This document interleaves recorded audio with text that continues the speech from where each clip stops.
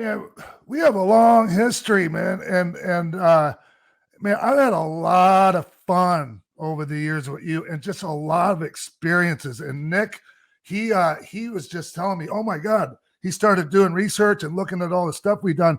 Man, we've had a lot of human contact with each other, a lot of physical contact over the years, man. That's to put it easy. I'll say a lot of human contact. Yeah. We have.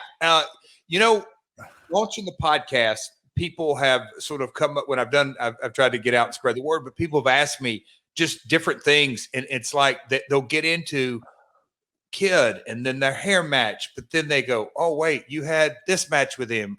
And then WCW, and then TNA. There's just been our paths have crossed literally since we'll call it the 1, 2, 3 Kid early WJ days, and a little bit before that, because we left Texas and Global. It's called not Global Force. It's Global. What was GWF, Global Wrestling Federation? Yeah, Jerry Lynn had come. Y'all took off, and I can remember thinking vividly, "Damn, why weren't they around when we were down there?" Because we had, Cactus Jack and Gary Young and Eric Embry. We had a crew, but we also had some of the quote unquote established guys, Killer Tim Brooks, and we had a little bit. We were in the changing of that territory, was in the changing of the guard. But we left, and Global went in there, and you and JL, and I can remember. Because I was, we were all about the same age. I'm like, damn, why weren't they there when I was there? Yeah. Oh, Jeff, you're a few years older than me, actually. I am. I know. Shut up. Yeah, but the thing is, man, like Jeff was, Nick was mentioned before we started recording, man. Like, you look way better than I do. No, well, I didn't say. I'm not trying to blow smoke, man, but I did not say that Jeff looked better than you. I said Jeff looks like he's aging backwards. I don't want people to think I was throwing shade at you, Sean. Sorry. No, it's okay. But Jeff, hey man, of all the people I've ever been in the ring with, man, I have like you're in the top 5, maybe even top 3 guys that I had the best chemistry with. Yeah. I mean, from not just the 1, 2, 3 Kid days, but when I broke my neck and I came back, I had the surgery and I came back to work for Vince, you were the guy that I had my first matches with, like on the live events. Yeah. And oh my God, what a relief, man, to know I was out there with you every night. And it's just, man, it was just the chemistry, Jeff. I think about it, man. It's just like, oh, it's stuff to die for, man.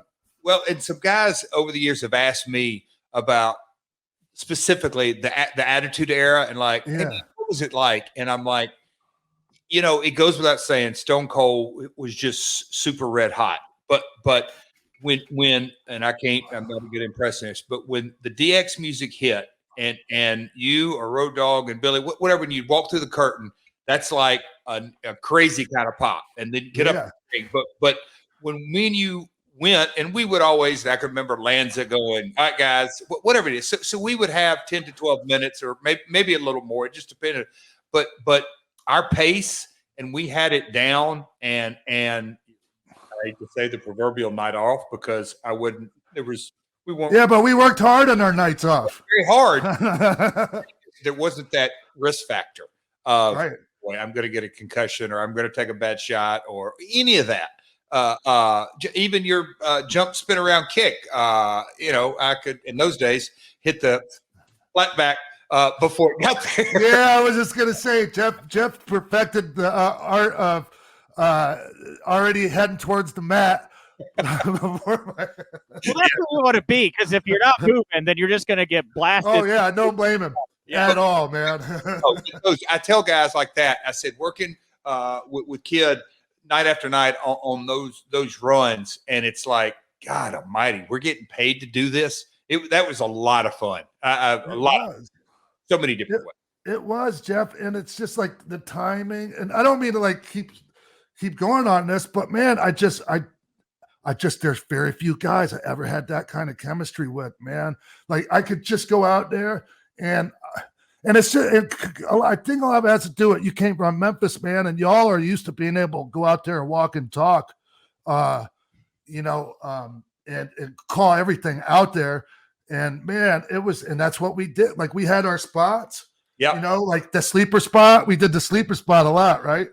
I also did that. I used to think my whole set of heat, Nick, to really dive into granular is whatever the cutoff spot was, I'd squish him in the ropes. But literally, I would give Kid 3 hard turnbuckles, not back to back, one really hard one, and let him sell and let me strut. A couple of more punches and kicks, and another one, and then slow motion. And then by the time the third one, the crowd, they're actually mad that he's selling it so good, and I'm walking and talking, but the people start rumbling, going, "Okay, here they come." That was a lot of fun, man. You were. It always worked.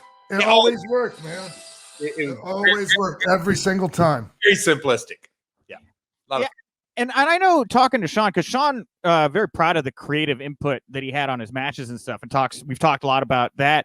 But you're also like a super creative guy, Jeff. I would just love to see you guys in the back coming up with matches. I feel like that's got to be a really collaborative, fun environment for you guys to be in.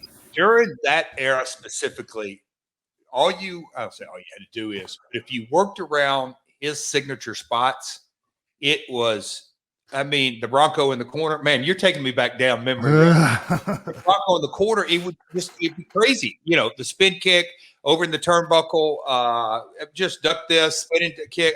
I could lay out the match. If you gave me about 10 minutes, I could call 80% of the match. A lot of times we would use to put the foot up on the Bronco Buster for the heat spot. Dude, good free call. You're exactly right. Yeah. But no, we had a lot of that. And then come a TV or a pay-per-view or whatever, we always could put in the little bits and pieces. And a lot of fun, man. Lot of fun. And I did a podcast. Today is Tuesday, so that was on Friday when I did one, and I talked about we just talked about the different timing of learning how to downshift, no matter what. Just take a heartbeat and let the people soak it in. And Kiddo was great at that, like really good at that. Wow, yeah, thanks. One of the first matches that I think a lot of fans would probably remember between the two of you was the '94 King of the Ring. It was a big pay-per-view that was the King of the Ring that Owen would go on to become King Owen. And I thought it was really interesting because I was reading and kind of watching it back a little bit. Sean wins. Like in my head, when I saw that, I was like, I thought you were going to be going over, but I was kind of surprised to kind of go back and watch that. And you did the honors there for Sean that night. Yeah. We're going to get around to talking about my world, but in that, no. And the reason I say that is that 94 era, because we've talked about the early Double J, but in 94, I wrestled on live events. I was married to a bunch of different random, but I wrestled Doink more than everything. But that is a different era because Vince came to me like at an early Springfield Mass TV. So I do remember dating. Oh, you remember the town, huh? Because we did Poughkeepsie. But anyway, he basically said, "Hey, and look, I'm coming from Memphis on a weekly territory.